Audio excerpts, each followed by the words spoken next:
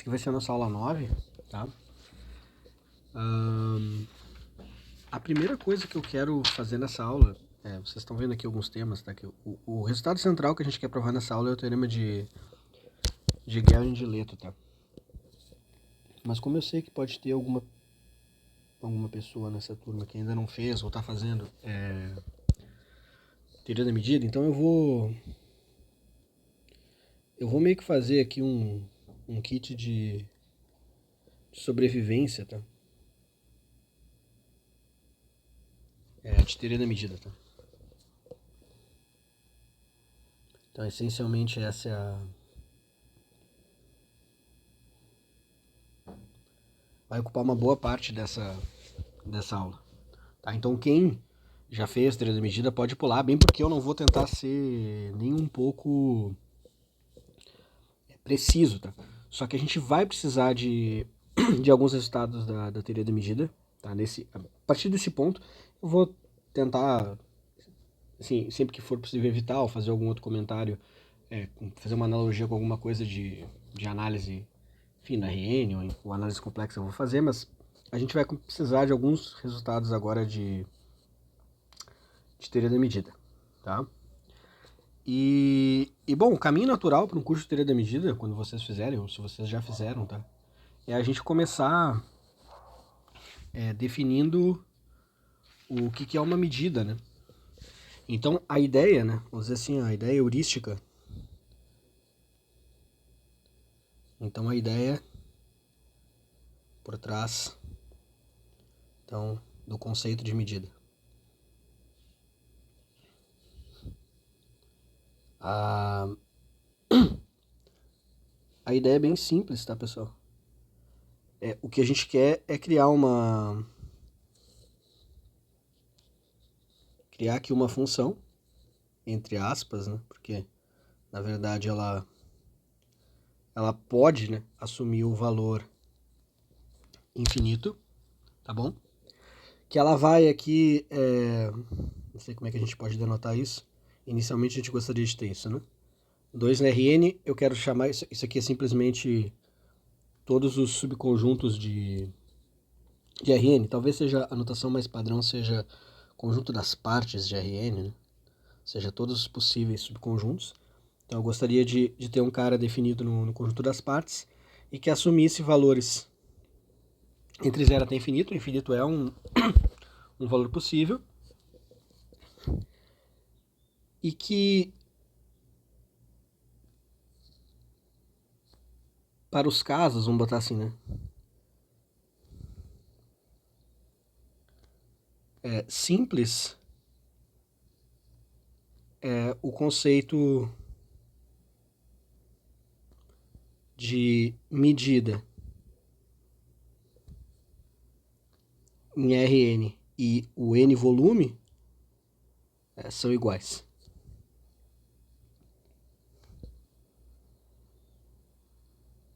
Tá? Então essa aqui é vamos dizer assim, é o grande problema por trás do curso de teoria da medida, né? Lógico, vocês querem que esse cara tenha algumas boas propriedades com respeito a tomar uniões, intersecções, etc. O que vocês vão descobrir rapidamente é que para o curso de teoria da medida, a medida que a gente está interessado, né, vai ser a medida de Lebesgue, e a medida de Lebesgue não está definida.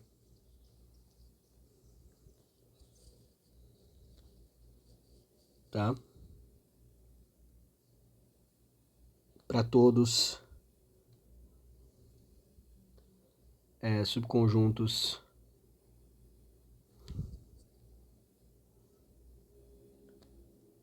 de Rn, tá bom? Então é o que a gente chama que existem conjuntos não mensuráveis, tá? Ou seja, caras que eu não posso medir, tá bom? Poxa, mas então o que a gente faz? Não tem problema, a gente tira eles, tá?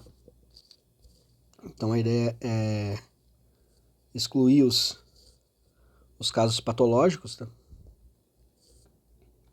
Então, excluindo os casos patológicos,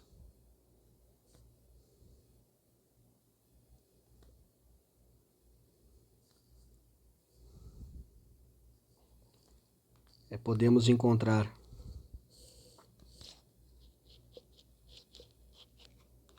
uma coleção, vou dizer aqui M, o meu M é horrível, vou botar em vermelho aqui, tá? Então, M, que vai estar contido dentro das partes de Rn, então ele inclui vários tipos de subconjunto, tá? E uma função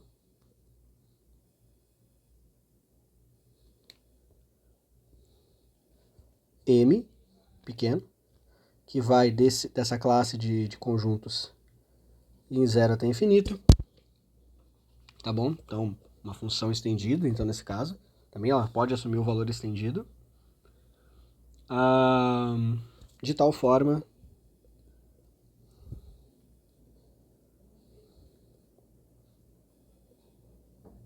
que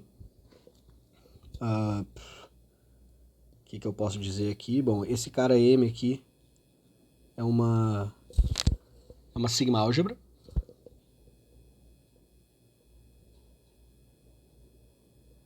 Tá chamada aqui sigma álgebra.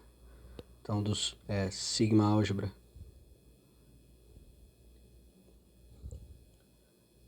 dos subconjuntos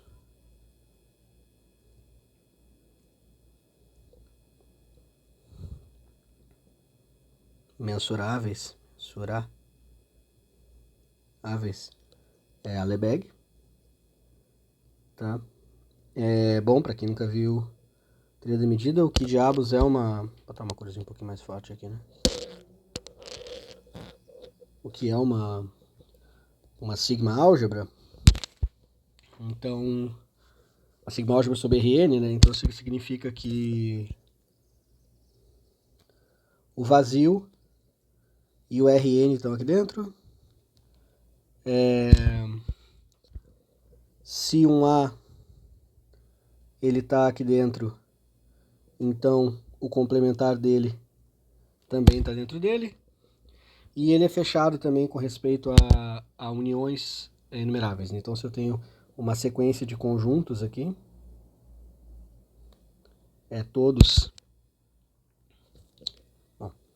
com a J aqui dentro do M para todo J, então isso aqui implica que a união desses caras também está lá. Tá? Então isso aqui é uma coleção relativamente grande. Isso aqui é o que a gente chama então de uma sigma álgebra. Tá? Essa sigma álgebra em particular aqui, então M, ela vai conter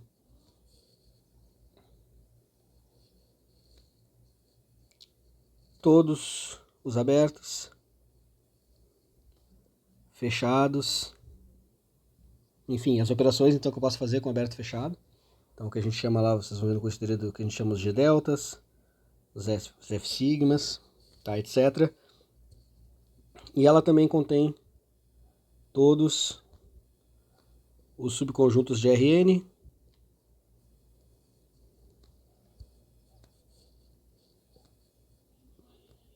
que possuem medida nula, tá? Não se preocupem que isso aqui, essa é uma ideia que a gente vai precisar, então eu vou especificar melhor depois, tá? E essa função, essa medida, ela tem algumas outras propriedades. Então esse M aqui é uma sigma álgebra, só para botar aqui coisas importantes sobre essa M. Então o M de vazio vale 0.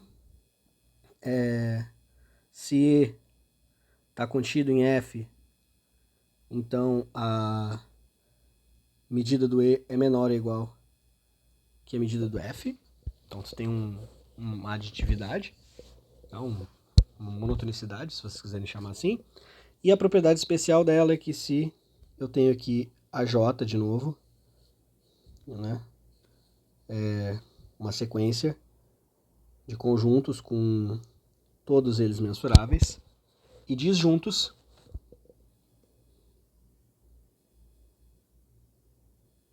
tá? Ou seja, a intersecção com a J é igual a vazio para I diferente de J. Então a medida da união é igual à soma das medidas. Aqui, lógico, né, uma soma de quantidade positiva pode ser infinito. Infinito é um valor possível para essa soma, tá? E adicionalmente, se vocês quiserem, então, aquela propriedade que eu disse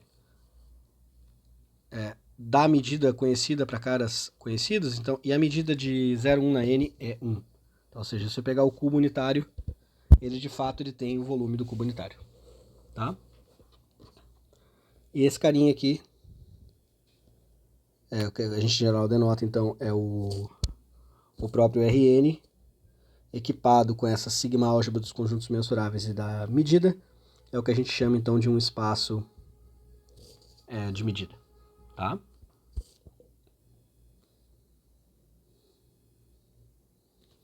Bom, se vocês quiserem, depois eu posso dar umas referências para vocês revisarem essa matéria, tá? De particular importância para nós nessa parte da matéria é o conceito, então, de... Esse aqui foi o primeiro, né?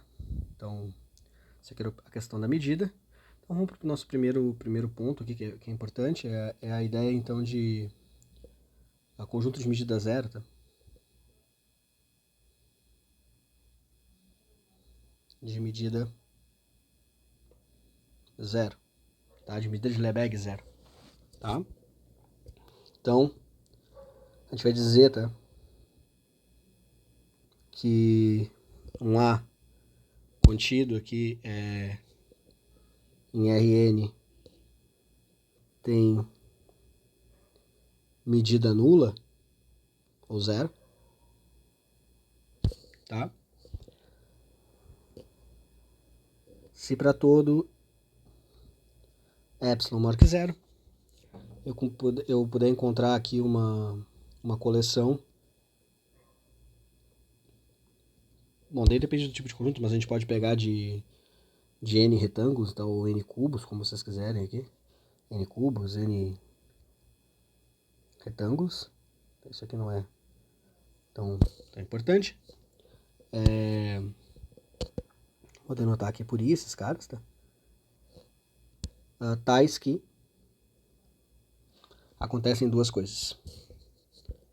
Então, primeira coisa, eles são uma cobertura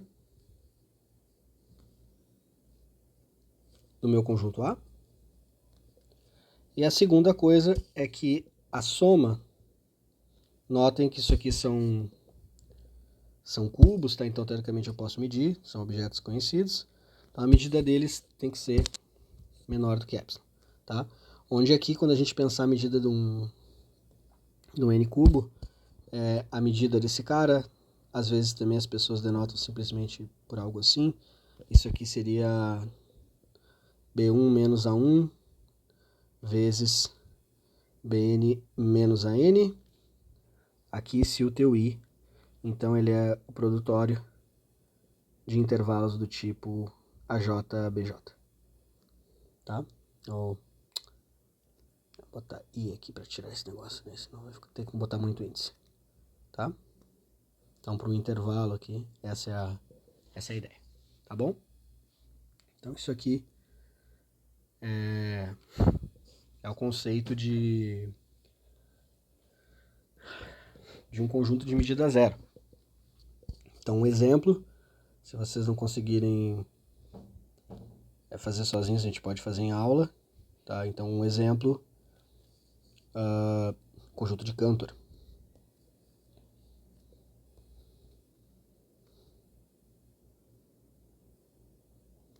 Então, o conjunto de Cantor possui medida zero, tá? A ideia aqui para vocês é só se lembrarem que o Cantor, uma das maneiras de escrever ele, bom, tá certo que ele vocês podem pensar que são todos os x aqui entre 0 e 1, tal, que a soma enfim, de k igual a 1 aqui de x na k é 2 na menos k, onde esse xk aqui ele pertence a 0, perdão, aqui é base binária não, né? Base ternária, o Cantor. Então, aqui 0, 2, tá? Isso aqui é uma maneira de descrever o Cantor, mas ele tem uma outra maneira, que é vocês pensando nele na intersecção, desde j igual a 0 até infinito, de certos caras que eu vou chamar aqui de Cantor J. E cada um desses Cantor J, pessoal, ele é uma certa união, de um número, claro, que depende de j, aqui de igual a 0 até esse número, de certos intervalos aqui de ij, tá? E o tamanho desses caras aqui é 3 na menos j. E esse número aqui é aproximadamente 2 na j. Acho que é isso, tá? Então a gente pode usar isso para construir a cobertura que a gente está procurando, tá? Se vocês não conseguirem fazer isso aqui, não tem problema, a gente faz depois em aula. Então é só usar o fato de que esse CJ aqui fornece uma cobertura.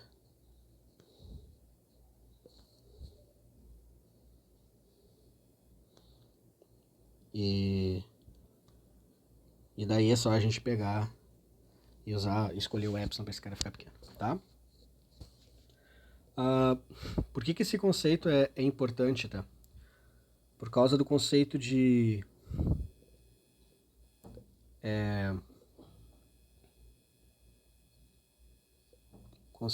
QTP, tá?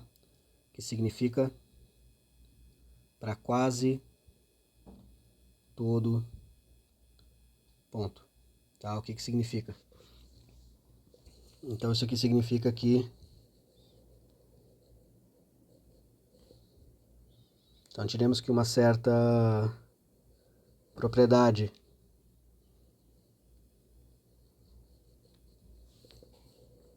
vale QTP, sempre QTP aqui com sentido da medida de Lebesgue, tá?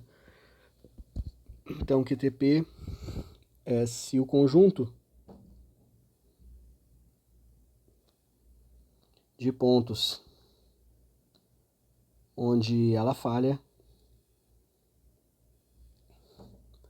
é um conjunto de medida zero, tá? Então vamos dar um exemplo.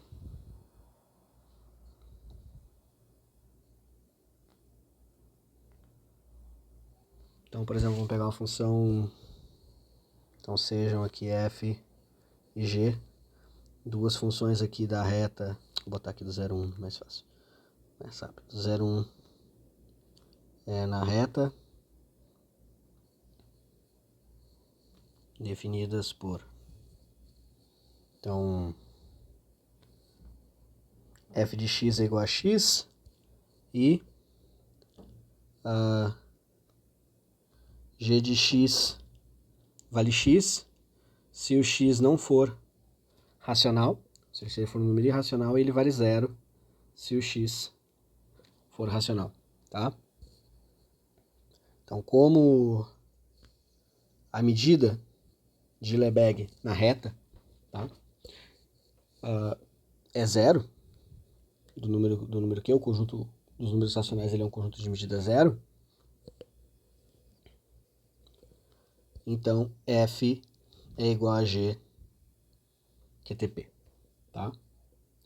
Notem que a gente podia usar isso aqui para outras coisas, igualdade de conjuntos, tá? Dizer que dois conjuntos são iguais QTP significa que a diferença deles, então A é igual a B é QTP, se enfim, A menos B tem medida 0.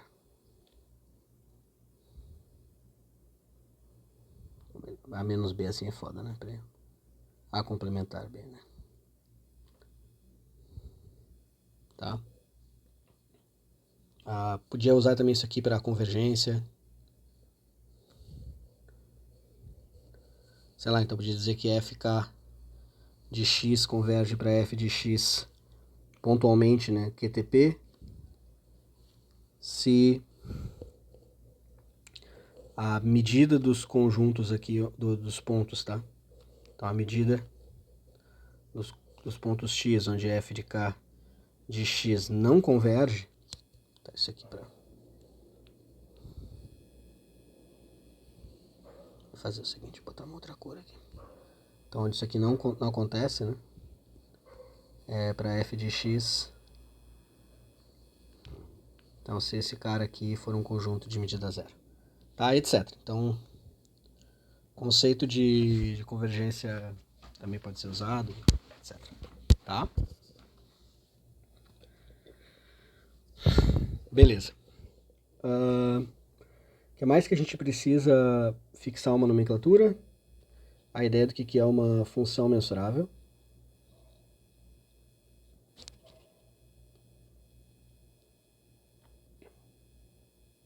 Tá? E aqui a ideia é a gente pensar realmente, então, uma função que vai de Rn nos números reais estendidos, tá? Então isso aqui significa que mais e menos infinito estão aqui dentro, então tem que tomar cuidado aqui com as operações, tá? Nem todas as operações, mesmo que a gente permita que esses caras ali eles estejam dentro, tem que tomar cuidado com as operações, tá? Que a gente está fazendo com funções, mas isso aí vocês podem checar por vocês mesmos, tá? Mas a ideia é a seguinte, tu vai dizer que uma função ela é mensurável se quando eu pego a imagem inversa, tá? De menos infinito até um certo alfa, isso aqui é um mensurável de Rn para todo alfa. Tá? Então, e essa aqui é a ideia do que é uma função mensurável. Tá? Aqui ter usado esse conjunto não foi um problema, a gente poderia ter usado similarmente, eu podia ter falado dos conjuntos f-1 de menos infinito até o alfa incluso, ou f de alfa incluso até o infinito, ou a imagem inversa aqui sem o alfa até o infinito também funcionaria. Tá? Tá, isso aqui é importante.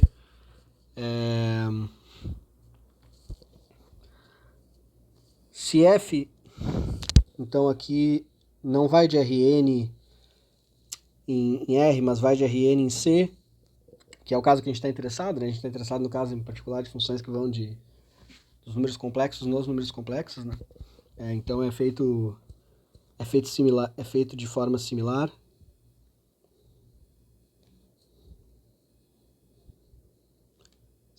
Similar, né? A gente vai escrever a f então aqui como uma f1 mais f2, e daí eu preciso que f1 e f2 aqui como funções de Rn em R sejam mensuráveis, tá? Quando eu estiver também tomando funções que tomam valores reais, é permitido para a gente considerar só aqui não precisa incluir o valor infinito, tá?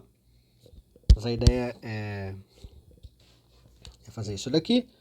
E um fato que a gente pode usar e explorar, então, se vocês... Poxa, professor, mas tá meio difícil, será que eu não fiz teoria da medida? Será que é difícil de exibir exemplos de funções mensuráveis? Então, toda função contínua é mensurável.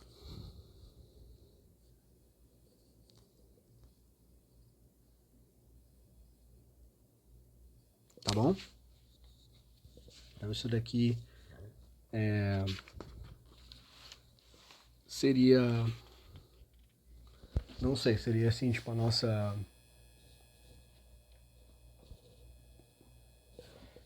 primeira...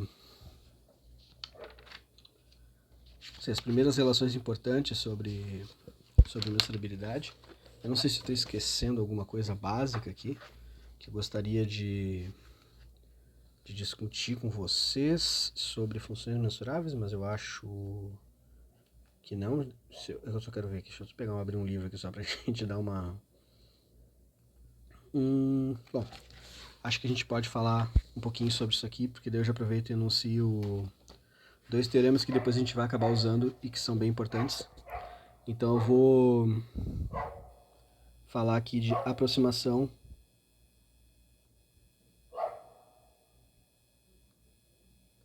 de funções mensuráveis.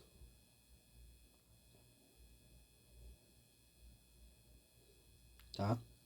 Então deixa eu só dar uma primeira anotação aqui. O que é uma função característica?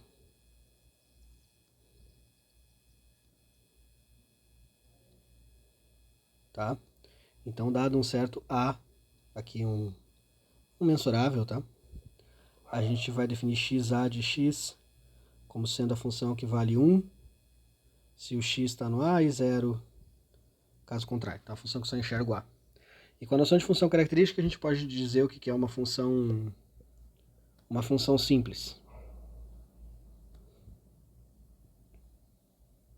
Tá? Então, uma função simples, chamar de S, ela é uma função da forma uma soma finita de alguns números reais vezes esse de x aqui. Algumas funções características, tá? Onde os alfaj's aqui são números reais e os EJ's são mensuráveis. Tá? Essa é a grande jogada.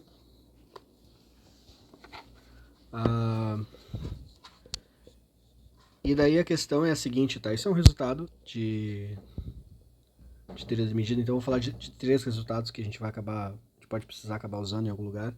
Então eu vou enunciar aqui. Então, esse é um teorema, eu nem sei se tem nome isso aqui, mas ele diz o seguinte: se vocês têm uma F, então de Rn, aí não importa aqui, vamos pegar valores complexos, isso aí é irrelevante, tá? Então existe mensurável, tá bom?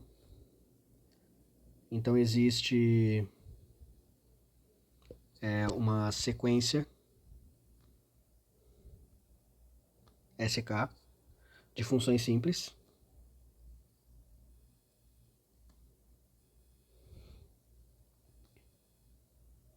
tais que, primeira propriedade é SK de x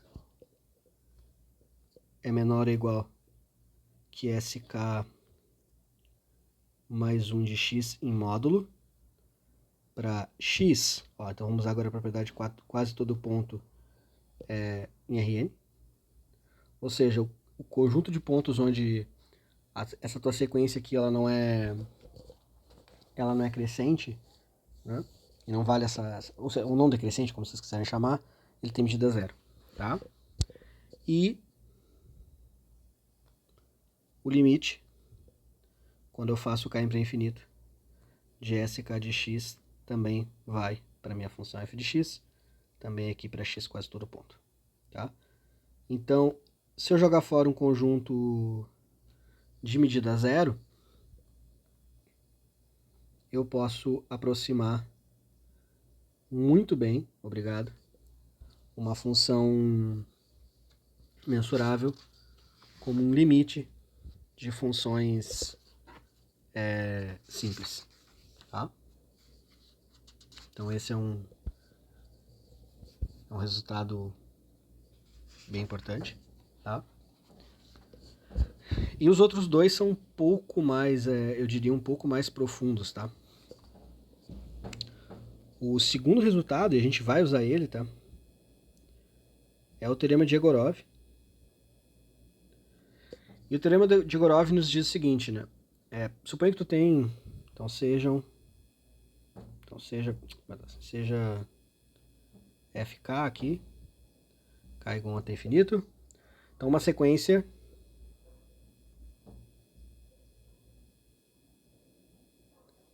de funções mensuráveis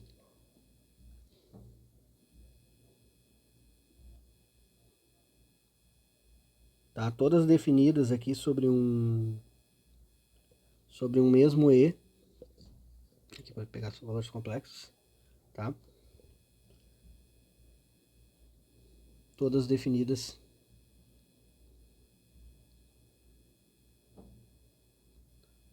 sobre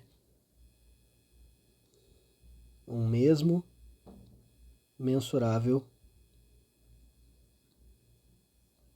E, mas aqui tem a propriedade especial com a medida finita, tá? Então tem que ser um conjunto de medida finita.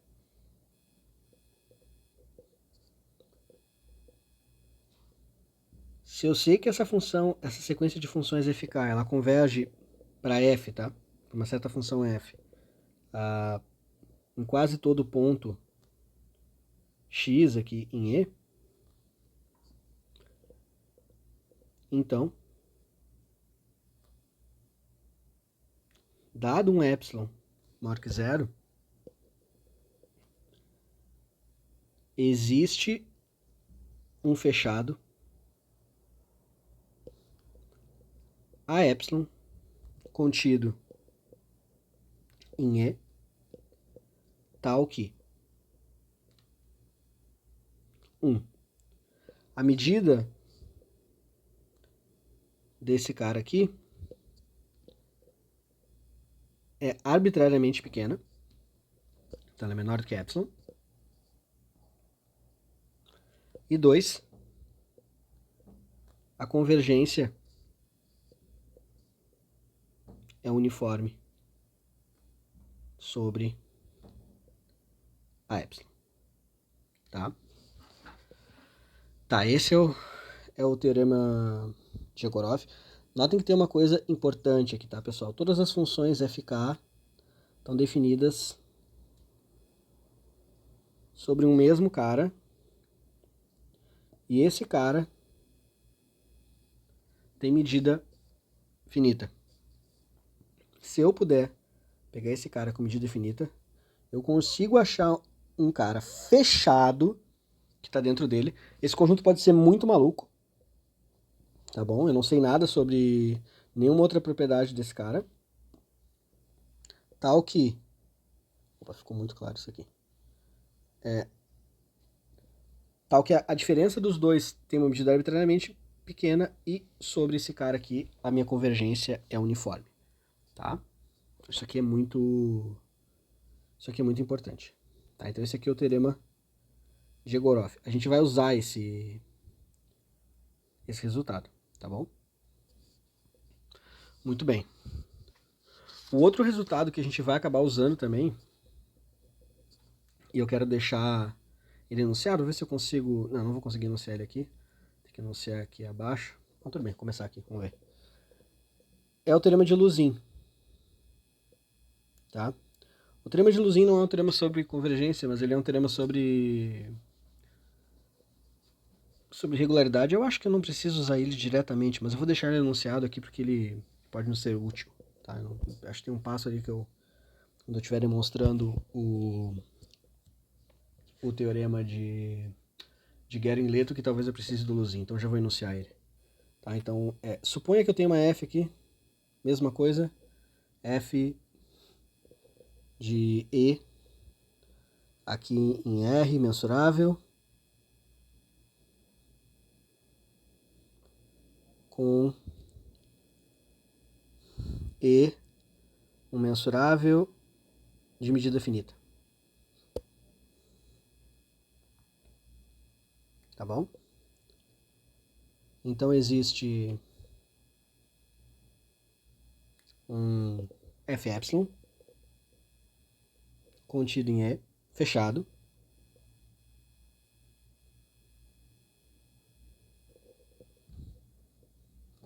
Tá bom? Opa. Então, para cada epsilon, né? Isso aqui não vai fazer sentido nenhum.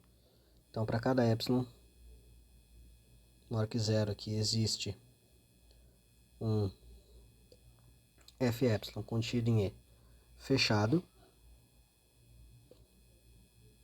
tal que, mesma coisa de antes, a medida do E, quando eu tiro esse Fy, ela é arbitrariamente pequena.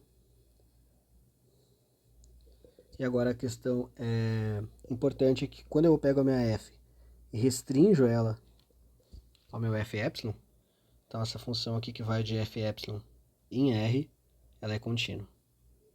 Tá? Então a mesma coisa de antes, tá? Se eu pagar aqui o preço certo, que é o meu conjunto ter medida finita, eu consigo aproximar muito bem uma função mensurável por uma função contínua. Tá? Então, essencialmente, a minha função mensurável aqui, ela é contínua nesse conjunto mais malucão ali, tá bom? Esses aqui são os nossos resultados básicos sobre a aproximação de funções. Quando vocês estão criando teoria da medida, a motivação principal para vocês trabalharem com o conceito de teoria da medida é criar a noção do que é a integral de Lebesgue. Tá? Que é uma integral que vai generalizar a integral de Riemann. Como é que a gente constrói essa integral? A primeira coisa que a gente faz é definir qual é a medida dela, ou seja, qual é a integral de uma função simples. Mas então eu faço primeiro para uma função característica. Tá? Então eu defino a integral Rn aqui, de uma função característica.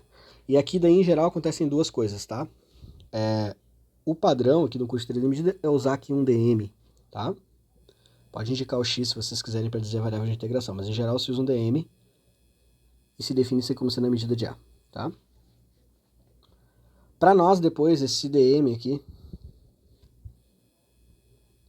ele vai virar dx quando eu tiver em uma dimensão, e esse dm aqui ele vai virar dx dy quando eu tiver em duas dimensões, que são os casos que vão ser importantes para nós, tá? Mas só para fixar, se eu mudar aqui a notação, é isso que eu estou querendo dizer, tá bom? Beleza. Definido essa noção de integral para uma função característica, o próximo passo é fazer isso aqui para uma função simples. Tá? E a integral em Rn de uma função simples é simplesmente a soma aqui dos αj vezes a medida de cada um dos EJs, tá? Onde, obviamente, aqui eu estou usando o fato de que essa é a soma de j igual a 1 aqui de αj vezes a função característica do EJ, tá? Beleza. Fiz isso para funções simples. Como é que eu faço agora essa integral para funções não negativas? Tá? Bom, então dado aqui uma função f que vai de Rn 0 até infinito. Notem que eu não estou muito me importando para o valor dessas integrais, tá? Eu só estou dizendo que esses caras aqui... só para facilitar a minha vida, tá? Aqui funções simples não negativas também, para a gente evitar tretas aqui, tá?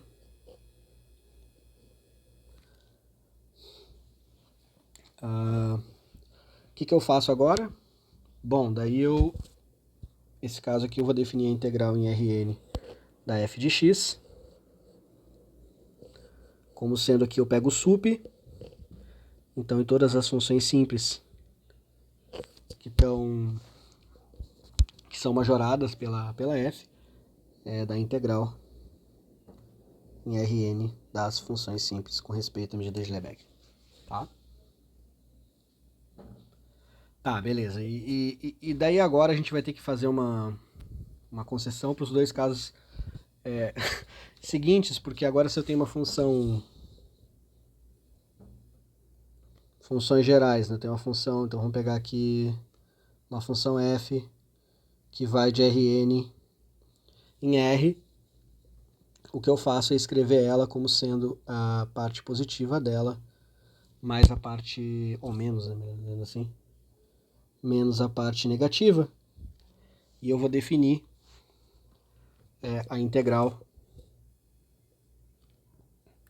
de f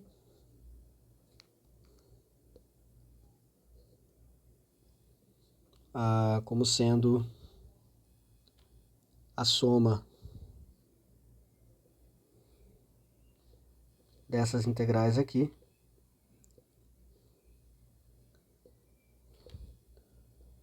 quando a soma está bem definida.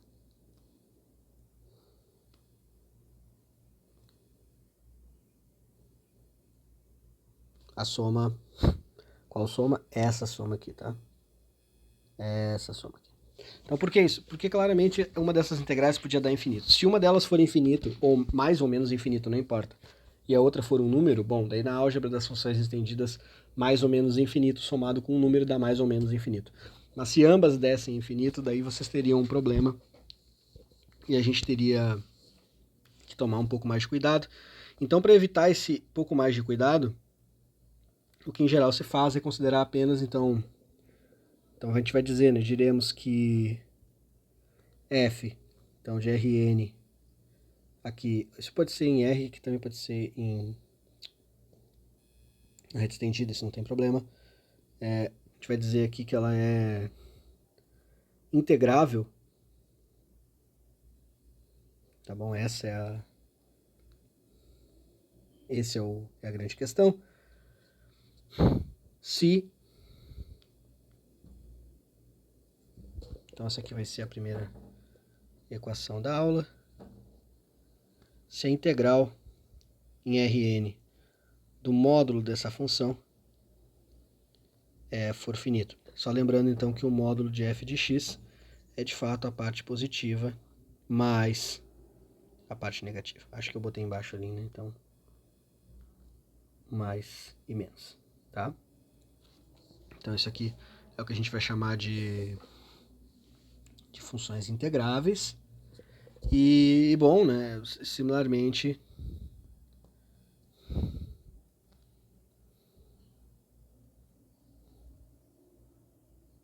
aqui para funções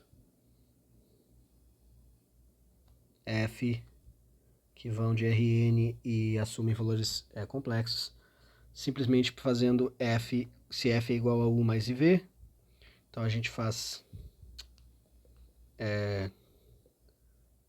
u mais menos u menos mais i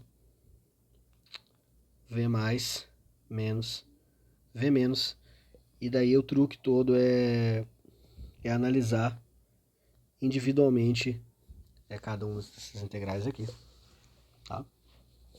E o conceito de integrável aqui vai ser a mesma coisa, tá? Tranquilo? Beleza.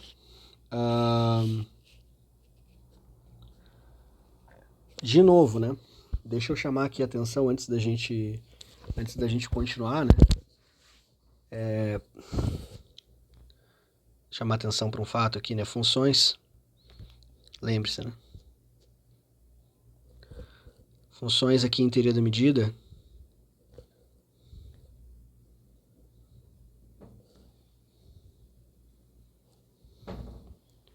que são iguais QTP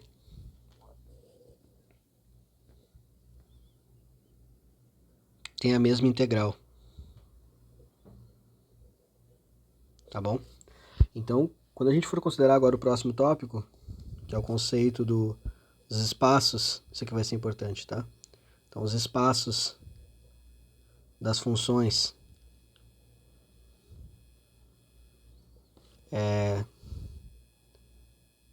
Lebesgue integráveis,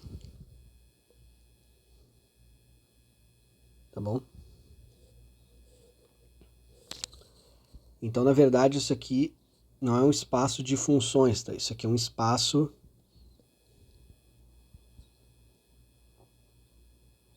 de classes de equivalência, tá, pessoal?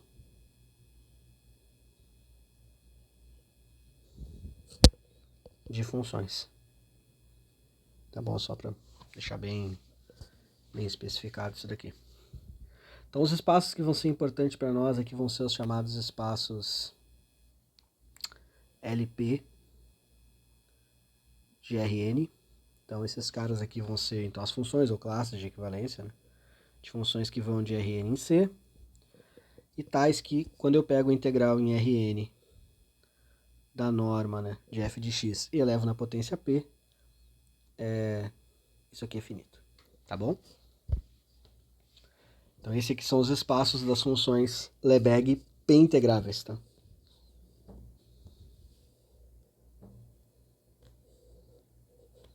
Ou das funções p-integráveis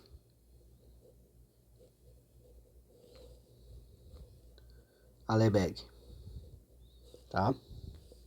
Então, esse aqui é o nosso espaço. O que a gente pode dizer desse danadinho? Bom, isso aqui é um espaço de Banach.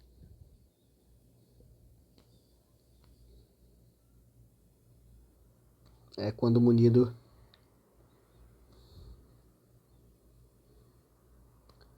da norma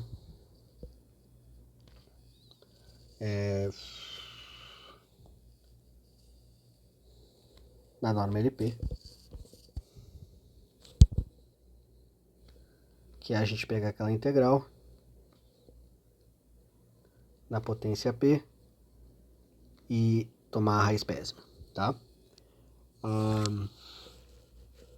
Ou seja, né, então um espaço de Banach, para quem não sabe, é um espaço vetorial normado completo, tá? Mais especial, às vezes a gente vai usar isso também aqui, quando P é igual a 2, de fato esse espaço é um espaço de Hilbert, tá? Ou seja, essa norma ela vem de um produto interno natural.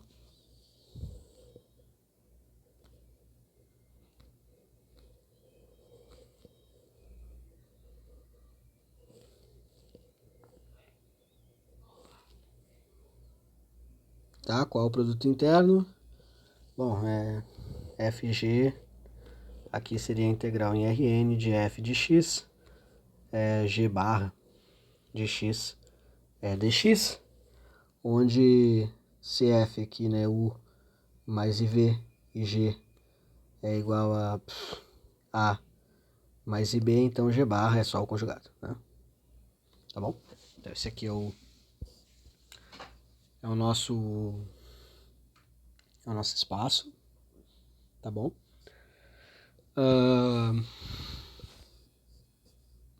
Nota que eu excluí aqui o caso P é igual a infinito, tá? Isso aqui eu não disse aqui, na verdade. Eu não disse onde é que estava P, mas essa definição aqui, ela vale para P entre 1 e infinito, tá?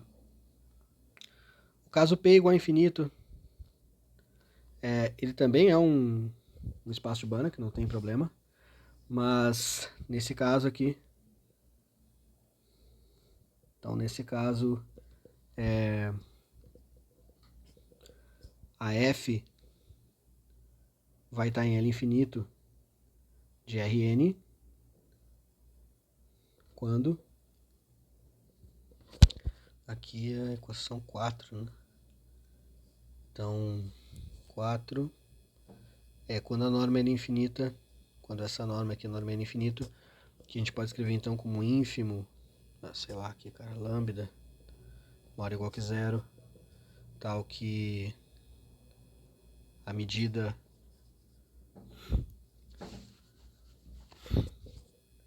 tal que essa função aqui é menor ou igual que lambda vale para quase todo ponto, então quando esse cara aqui for finito, tá? Então, vou botar assim, quando a norma, onde, tá? A gente define a norma desse jeito, perfeito. Agora a gente tá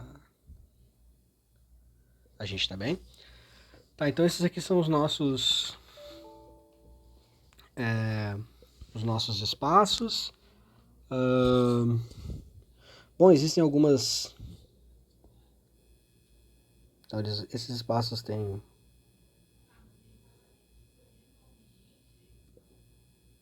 várias propriedades, a gente não vai acabar estudando elas. A gente pode caracterizar o dual deles, uma série de coisas, tá? Vale a desigualdade triangular, porque, enfim, um espaço vetorial normado, né? Mas em particular aqui para nós, aqui, a gente vai precisar de uma que a gente vai usar mais. Então, em particular, se a gente precisar de outra, a gente fala depois. Em particular, existe então aqui a desigualdade de Holder, que é um caso especial, vai ser a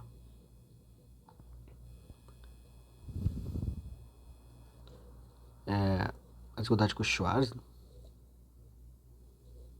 Tá, o que a desigualdade de Holder diz pra gente?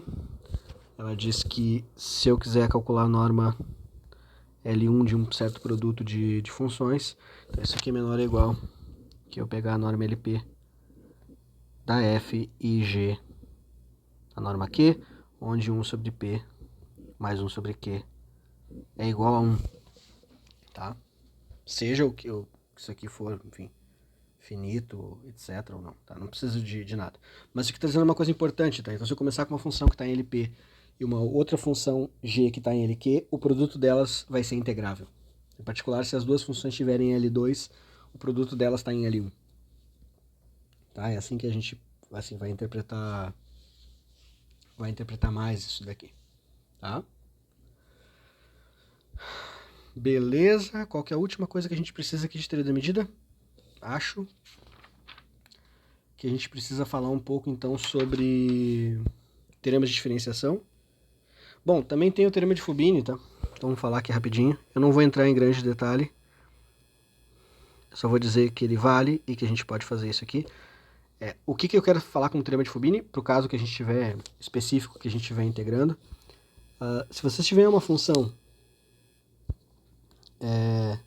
em R2, por exemplo, que ela depende de duas variáveis, tá? Por exemplo, ela for... Aqui vocês podem escolher a f maior ou igual que zero, f integrável. Tem outras condições, tá? Que também garantem isso daqui. Mas se vocês quiserem calcular a integral dela com respeito à medida de Lebesgue em R2, isso aqui é a mesma coisa que eu calcular a integral dela com respeito a uma variável e depois com respeito a outra. E não importa a ordem, tá? Então o teorema de Fubini, que é a mesma coisa que vale para a reta. Tá? Então ele diz pra gente que a gente pode trocar a ordem de integração. A gente vai precisar, talvez, isso aqui em algum momento ou outro, tá? Para poder justificar algumas trocas enfim, de ordem de integração, né? Tá? Então, se vocês verem a palavra Fubini, eu simplesmente estou querendo dizer isso aqui. Tá, e o último resultado é a teoria de diferenciação. Então, teoremas de diferenciação.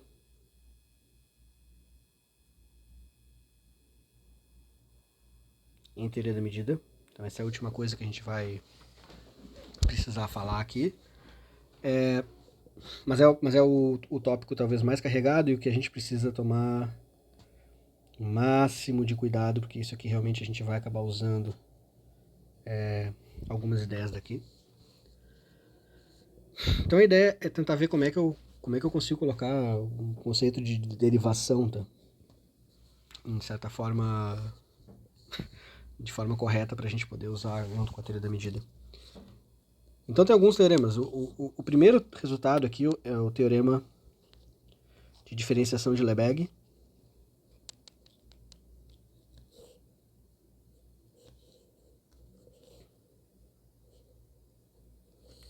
Tá? O que esse teorema... O que esse teorema diz pra gente, tá? Esse teorema diz pra gente o seguinte. Se vocês começarem com uma função que ela é integrável, Então,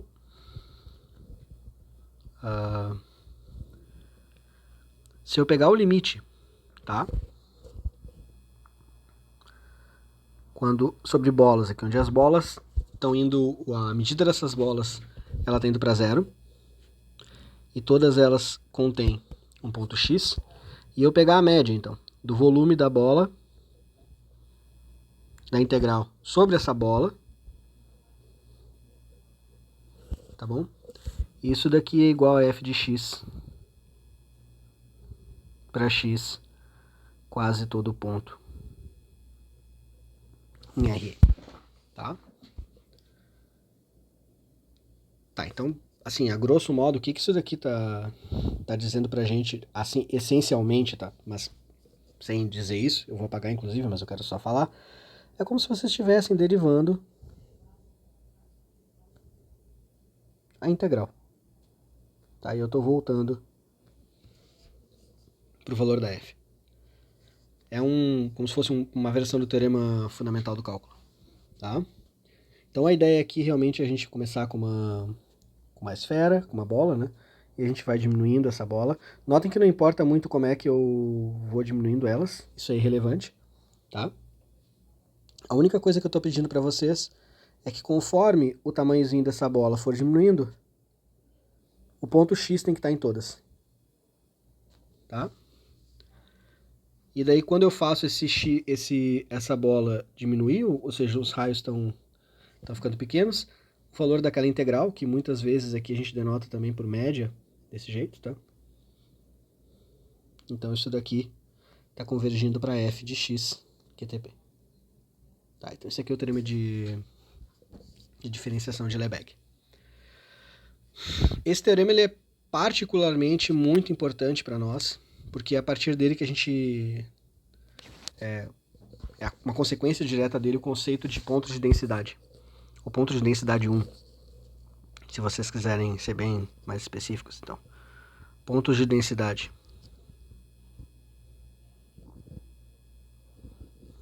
1, tá? Ou só pontos de densidade, como vocês quiserem. Ou pontos de densidade de Lebesgue, tá?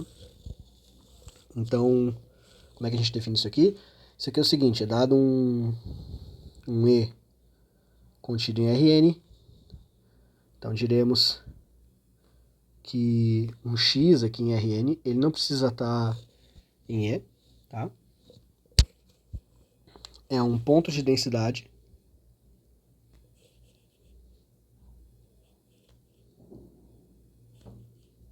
aqui no sentido de Lebesgue, né? Se vale a relação 7. Então, o limite, quando a medida dessas bolas aqui tende a zero, tá? O x dentro das bolas. Da medida da intersecção da bola com o conjunto E, dividido pela medida da bola, vale 1, tá? Agora, notem que isso aqui, né, pessoal, é uma maneira diferente da gente escrever 1 sobre a medida da bola integral sobre a bola da função característica de E, né? Então, como uma consequência direta do teorema de diferenciação de Lebesgue, a gente ganha um resultado bem importante, né? Que x em E, tá? Ou melhor dizendo assim, que quase todo ponto x em E é ponto de densidade.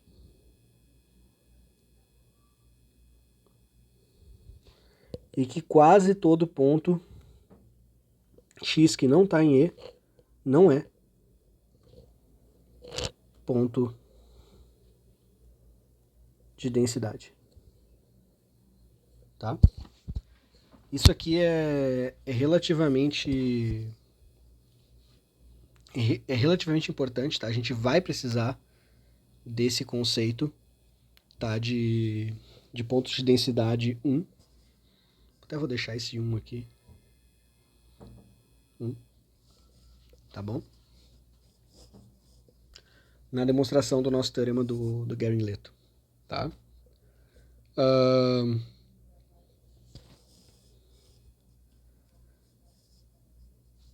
Eu não me lembro se a gente vai precisar desse outro conceito. Também tem um outro conceito chamado de ponto de Lebesgue de uma função, tá? Então isso aqui fica como um exercício, se vocês tiverem curiosidade. Também existe o conceito de ponto de Lebesgue.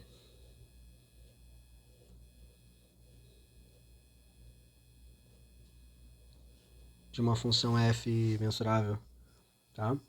E bom, então o ponto x ele um x barra, ele é um ponto de Lebesgue se a f de x é finita e quando eu pego o limite, quando a medida tende a zero aqui de 1 sobre a medida da bola, claro que o x barra está na bola da integral aqui, mas aí do valor absoluto, tá? Dessa função menos o f de x, se isso aqui vai para zero. Tá? Por que isso aqui é relativamente importante? Porque isso aqui é uma ideia que generaliza o conceito de ponto de continuidade. Tá? Então, se f é contínua, então sobre Rn, isso implica que todo x em Rn é ponto de Lebesgue. Tá? E se a função ela for integrável, então isso aqui implica que quase todo ponto x aqui em Rn é ponto de Lebesgue. Tá? Então é um substituto para continuidade em certos pontos. Eu não acho que a gente vai precisar disso na demonstração do Guerin-Leto, mas bom, por via das dúvidas, vamos guardar aí. Tá? Então esse aqui era o segundo ponto. Terceiro ponto da parte de teoria de diferenciação que a gente vai precisar é o conceito de função absolutamente contínua.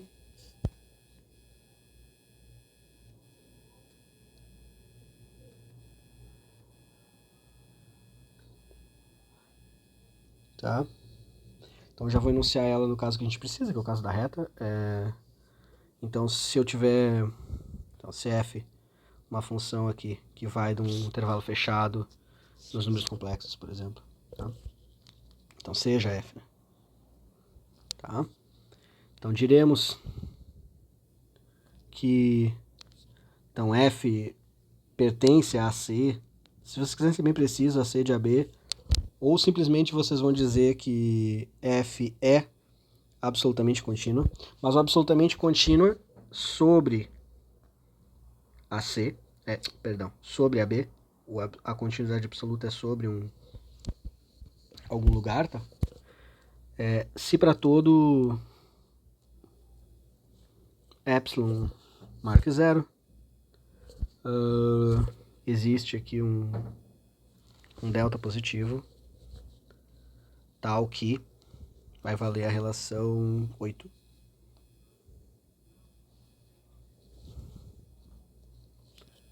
Tal que vale 8.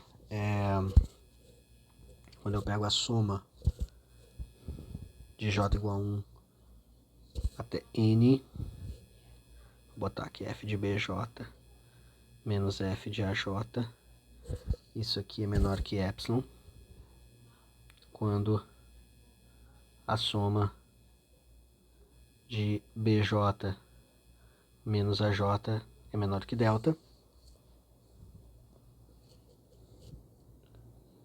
Aqui para essa sequência finita, tá? AJ, BJ aqui, de J igual a 1 até N, uma sequência contida em AB e disjunta, tá? Então se eu pegar qualquer coleção finita de intervalos disjuntos, se o tamanho deles for suficientemente pequeno, a função vai variar pouco nesses intervalos. Essencialmente é isso. Tá? Um conceito mais forte de continuidade. Por que esse conceito é importante? Porque essas são as funções corretas para a gente poder fazer o teorema fundamental do cálculo. Tá? Então essa é a grande jogada fundamental do cálculo. Então aqui para teoria da medida, né? Tá, então o teorema diz pra gente que se f de AB em R é absolutamente contínua sobre AB, então, três coisas. A derivada da minha função existe em quase todo ponto. Essa é a primeira propriedade. Segunda propriedade, a derivada é uma função integrável sobre o intervalo. Nota que eu só defini o que era integrável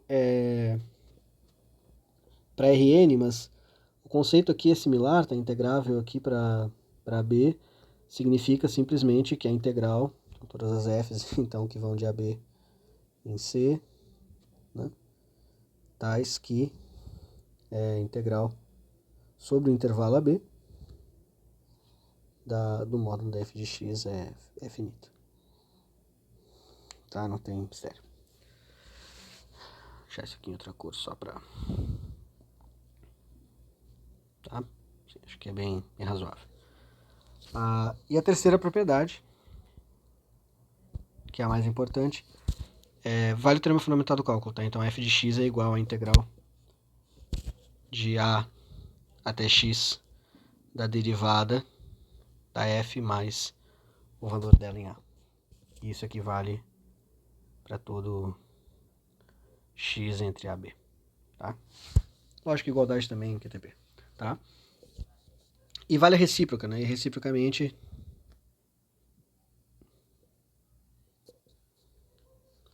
se a f aqui de AB em R é integrável, então existe uma f absolutamente contínua sobre a B com f' de x igual a f de x QTP. Para quase todo ponto em AB. Tá? Tá, então continuidade absoluta, absolutamente contínua, é a ideia, é o que a gente precisa para poder fazer isso aqui, tá, pessoal? Essa aqui é a grande jogada, tá? É isso que a gente vai precisar mais adiante, tá? Na nossa discussão agora de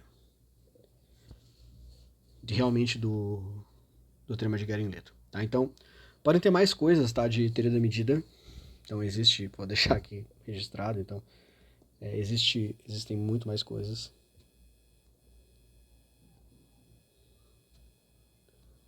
Muito mais resultados. Por exemplo, eu não incluía acima, tá?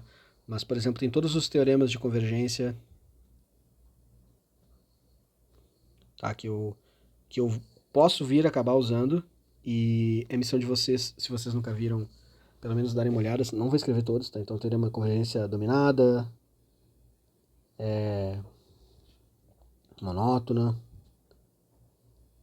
o lema de Fatou, tá? Tem a ideia das convergências em LP, tá? Que eu não especifiquei aqui, mas o que significa? Bom, uma função convergir em LP significa que quando eu tomo a norma, isso aqui vai para zero, tá? Quando o n vai para infinito, vocês vão descobrir que convergência em LP implica outros tipos de convergência, tá? Então tem outras coisas, tem convergência em medida, convergência fraca, convergência uniforme, tá? Eu não entrei nessa seara de todos os estudos possíveis de convergência. Tem todas as questões também envolvendo dualidade entre aqui espaços LP,